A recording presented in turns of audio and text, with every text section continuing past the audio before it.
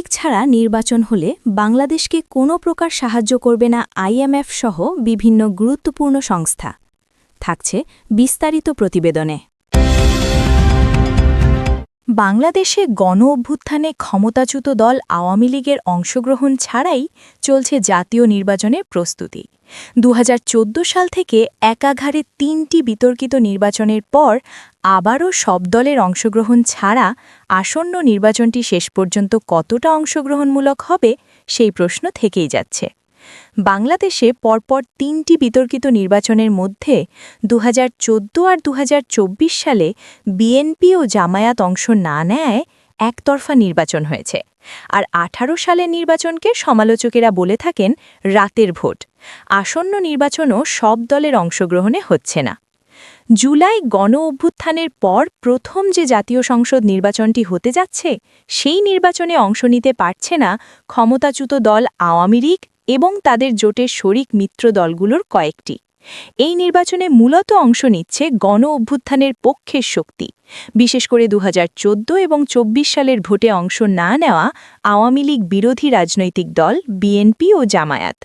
ক্ষমতাচ্যুত দল আওয়ামী লীগের রাজনৈতিক কার্যক্রম নির্বাহী আদেশে নিষিদ্ধ রয়েছে।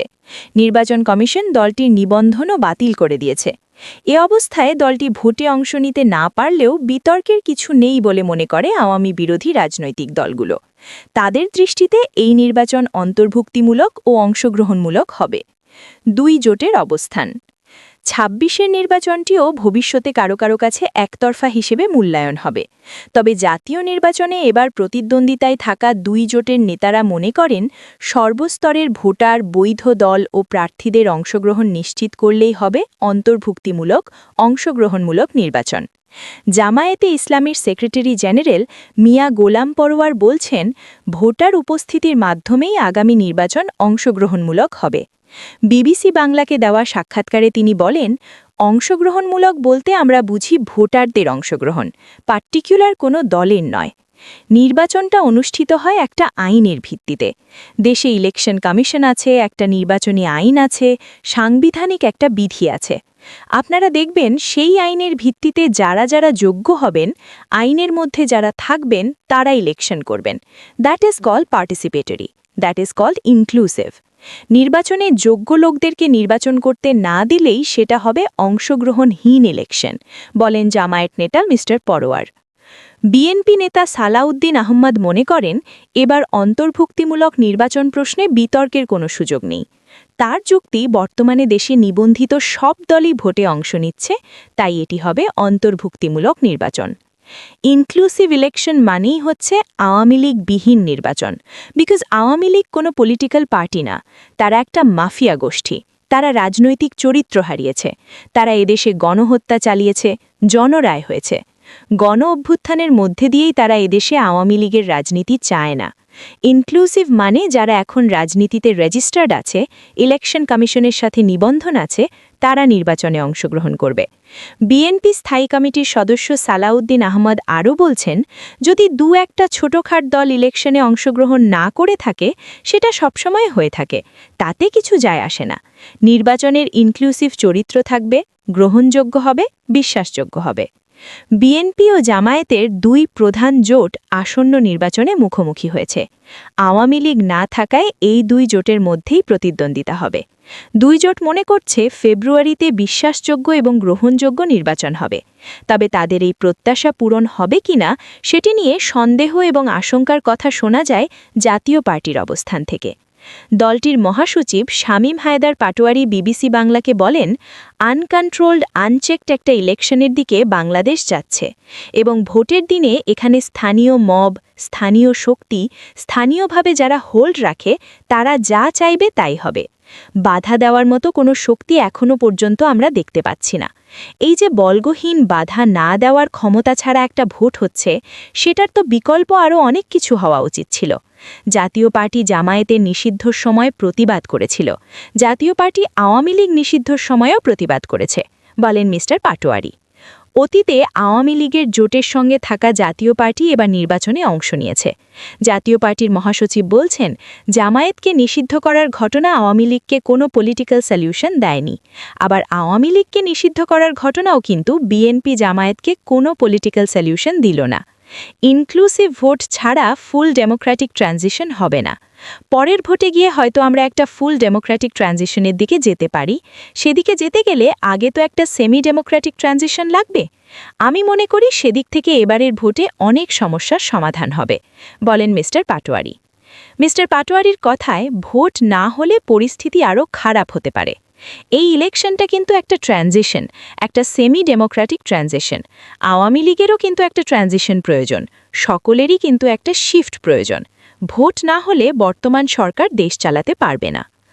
অভ্যুত্থান পরবর্তী নির্বাচনী রাজনীতির বর্তমান পরিস্থিতি বিশ্লেষণ করে নাগরিক অধিকার নিয়ে আন্দোলনকারী অধ্যাপক আনু মোহাম্মদ বিবিসি বাংলাকে বলেন, প্রকৃত অংশগ্রহণমূলক যেটাকে আমরা বুঝি যে সকল রাজনৈতিক মত সবার অংশগ্রহণ, সেটা এবার আসলেও বাস্তবায়ন হচ্ছে না। সামনে এটা হয়তো পরের নির্বাচনে হলেও হতে পারে, যদি আওয়ামী লীগ তার বিষয়ে পুনর্বিবেচনা করে, পর্যালোচনা করে এবং বিচারগুলো যদি হয়ে যায়, তারপরে আওয়ামী লীগ নিশ্চয়ই একভাবে আসতে পারে।